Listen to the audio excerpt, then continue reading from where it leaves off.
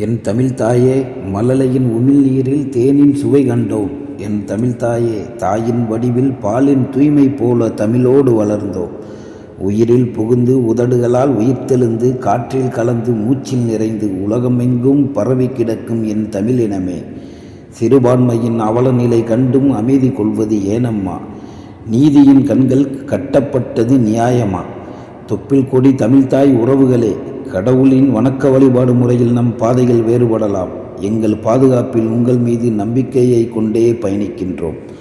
ஆறுபடை முருகனை ஆயுதமாக்கி அரசியல் செய்யும் அயோத்தியின் முகத்திரையை வெளிச்சம் போட்டு காட்டும் வேலவனே, எங்கள் தமிழினமே ஒன்று திரண்டு நின்று விட்டது. இந்து வேற இந்து துவா வேற என நிரூபித்து விட்டீர்கள். எங்கள் மக்களின் பாதுகாப்பை உறுதிப்படுத்தி கொண்டோம். எங்கள் மௌனம்தான் எதிரிகளின் வெற்றியை வீழ்த்தி கொண்டிருக்கின்றது. நாங்கள் எதிர்க்கவில்லை எதிரிகளின் வாதம். எங்கள் குரல்களை உயர்த்த தூண்டுவது அனுதாபத்தினால் அல்ல, அவர்கள் புரிந்த பல மத கலவரத்தின் அனுபவத்தினால். அமைதி பூங்காவான தமிழ்நாட்டை சனாதானம் போற்றும் சங்கிகள் மயான பூமியாய் மாற்ற பிணங்களின் மீது பூக்களை தூவி கால்கள் மிதிப்பட, மானிட இரத்தங்களின் மீது கொண்ட தாகம் தீர்த்திட, கருவில் இருக்கும் சிசுவை பேயின் கைகள் கொண்டு கிழித்தெடுத்து நெருப்பில் புசுக்கி வெறிதீர விளம்பிட, கோயில் கருவறையில் நரகத்தின் இருப்பிடமா அந்த குழந்தைக்கு கூட்டு பலாத்காரம் செய்தது முஸ்லிம் என்ற காரணத்தினால் தானோ? உன்னிடம் எப்படி என் முப்பாட்டன் முருகன் துணை வருவான், அருள் புரிவான்? பக்தி என்ற போர்வையில் அண்ணன் தம்பி மாமன் மச்சானாய் கூடி வாழும் இருப்பிடத்தை மதம் என்னும் போர்க்களம் காண குஜராத் என நினைத்தாயோ என் தமிழ் சமூக மக்களை? ஒருத்தன் அயோத்தி போல் மாற வேண்டுமா அச்சமூட்டி எச்சரிக்கை விடுகின்றான். ஒருத்தன் அயோத்தி போல் மாற வேண்டுமா அச்சமூட்டி எச்சரிக்கை விடுகின்றான்.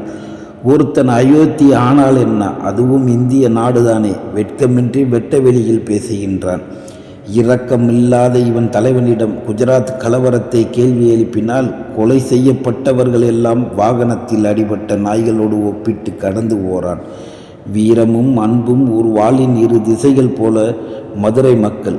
மதுரை மண்ணில் அநியாயம் என்றால் உங்களோடு களத்தில் போராட வார்த்தை என்னும் வாள்களை ஏந்திட வாஞ்சிநாதன் போன்ற வழக்கறிஞர்கள். மதுரையில் மல்லிகையோடு வாசமாய் ஒட்டியிருக்கும் இந்து முஸ்லீமை ஒன்று திரட்டி காட்டிய திராவிட ஆட்சிக்கு நன்றி.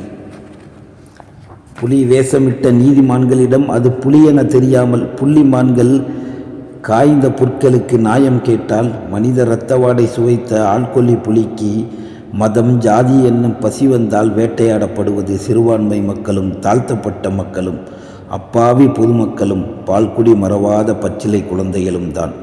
தீபம் அவர்களின் தீர்வல்ல, திருப்பரங்குன்றம் அயோத்தியும் அல்ல. இப்படிக்கு உங்கள் காரை கவி புதல்வன்.